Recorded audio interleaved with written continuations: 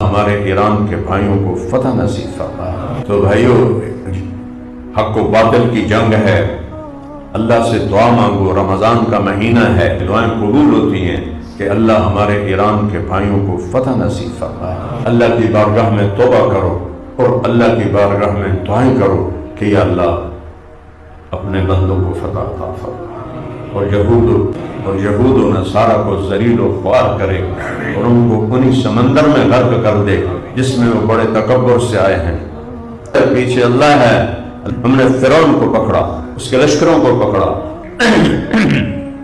M کہتے ہیں گہرے پانی کو، اور ہم نے انہیں اٹھا کے گہرے پانی میں پھینک دیا۔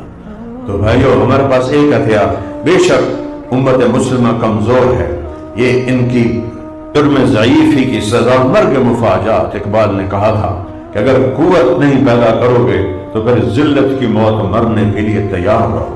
اسلامی ملکوں نے، اسلامی بادشاہوں نے امت کو نہ کسی رخ پہ ڈالا، نہ کسی کام پہ ڈالا، سب سے زیادہ وسائل ان کے پاس تھے، اور 57 ملکوں کے حکمران ہی سب سے زیادہ ان وسائل کو ہڑپ کرنے والے بن گئے، اور سب کے اوپر اللہ نے ذلت کی چادر چڑھا دی۔ سب یہود و نصارہ کی سامنے غلام بنے ہوئے ہیں، سر چکائے ہوئے ہیں۔